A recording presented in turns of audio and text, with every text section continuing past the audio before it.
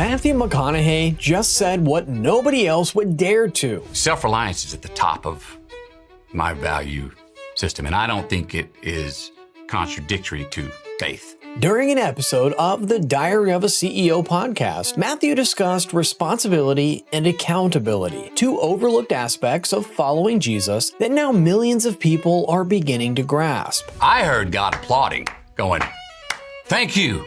I need more like you that go, yes, I'm responsible." And today, we're unpacking it all for you. So hit that subscribe button and let's jump right in. And we're seeing this, especially with young men in particular. We're seeing more and more of them turn to religion. Yeah. And I'm wondering what's going on there. I'm going to block it over here and say, young men, we want and need to be relied on. We want and need to be depended on. And a sheer independent individual lifestyle with nothing that you're responsible for outside of what you only need. Nothing, no other gardens you have to tend to, career, relationally, no other collective, communal. Oh, thank you. I needed that. Who relies on us? How much do we need to rely on others? There's another question, and I don't know that answer. It'd be fun to discuss it. How much do we need to depend on others? On May 13th of this year, the Springtide Research Institute published a shocking statistic. For the first time in decades, there were more religiously affiliated young men in the US than young women. Of those who were currently part of an organized religious community, 34% were males and 30% females. It's a shift so outstanding that even the New York Times reported it. And if you've noticed this phenomenon as well, you might be wondering why. Matthew's response isn't so far from the truth. People can say all they want about religion, but here's a fact. Nothing keeps a person more grounded, responsible, and accountable to society and the people dearest to them than being answerable to a higher power. And to the young men searching for individual purpose in a society that grows more uncertain by the day, going to God, it's an irresistible draw. In the next clip, Matthew makes a confession that perfectly highlights what we're talking about. What caused that period of your life in your late 20s where you started to drift? Because at that time you'd had your first success as an actor. I think I gave myself the luxury of living that fully independent top of the penthouse. I got money. I decided to go check in at the Chateau Marmont. I laid down a $120,000 tab and said, let me know when that's out. Me and my dog. A couple years. Bought a pair of leather pants and a motorcycle. Told myself, for the next 2 years, if you ever think you've had too many, order another one. Next 2 years, you ever go, oh, maybe I should have a single, order a double. I exercised it in as healthy a way as I could, but I was sheerly independent, and I was swimming. I was transient. It was fun, but when every day's a Saturday and every night's a Saturday night, I started looking for I need to break a sweat here. Where's the resistance? I need my Monday morning. Literally.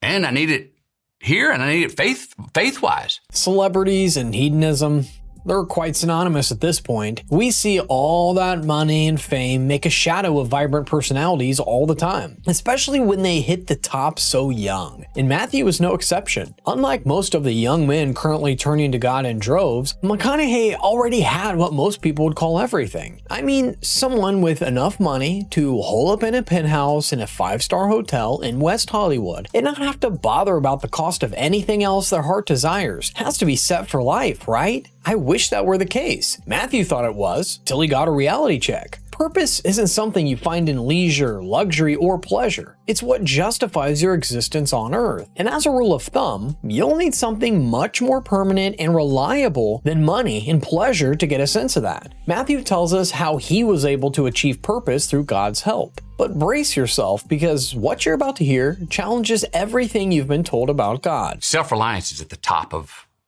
my value system, and I don't think it is contradictory to faith. I actually think that free will and fate, again, are here.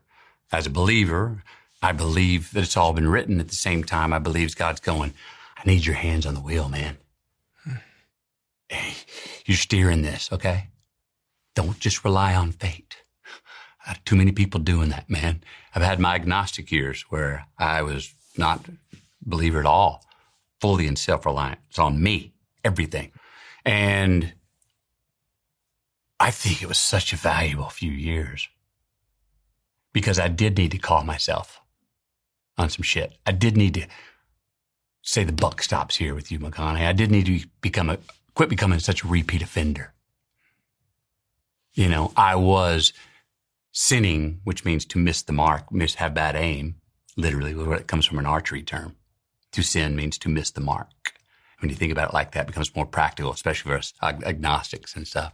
It's true that the gospel we receive, the one that fully reconciles us to God, is of grace and not of works. Most of us are familiar with Ephesians 2, 8 through 9, which says, "For by grace you have been saved through faith, and this is not your own doing. It is a gift of God, not a result of works, so that none may boast." However, many have given this a spin, interpreting grace to mean Christ died for us once and for all, and we don't need to do anything again to be saved. The result of such teachings is a horde of Christians who think Christ's sacrifice absolves them from responsibility, and as such, it's okay to remain in sin. Meanwhile, Matthew's interpretation, while contradictory at first sight, is much more practical and truthful. Why else would Jesus say, "If anyone would come after me, let him deny himself and take up his cross and follow me," in Matthew 16:24. Or Hebrews 12:1 tells us to lay aside every weight and sin which clings so closely, and run with endurance the race that is set before us. I didn't want to keep forgiving myself on Sunday and then repeat and do the same again Monday, Tuesday, Friday, and then go, oh, now I can be forgiven. I was like, no, man. Forgive me, Father. I know what I'm doing, and I'm keep doing it. Cut the shit, McConaughey. Quit giving yourself that out, that parachute, even though you may have it, even though word says grace of God will forgive you. Yeah, I needed to strong arm myself, put my damn hands on the wheel, look in the mirror and go, it's on you. Because it is. At the same time, when I came out of that, I was like, oh, those two aren't mutually exclusive, the self-reliance and belief. I heard God applauding, going, thank you. I need more like you that go, yes, I'm responsible. The choices I make today have to do with where I'll be tomorrow. Yes, they have consequences. My choices matter. Thank you. That's what I heard. But it wasn't exclusive of having faith and belief.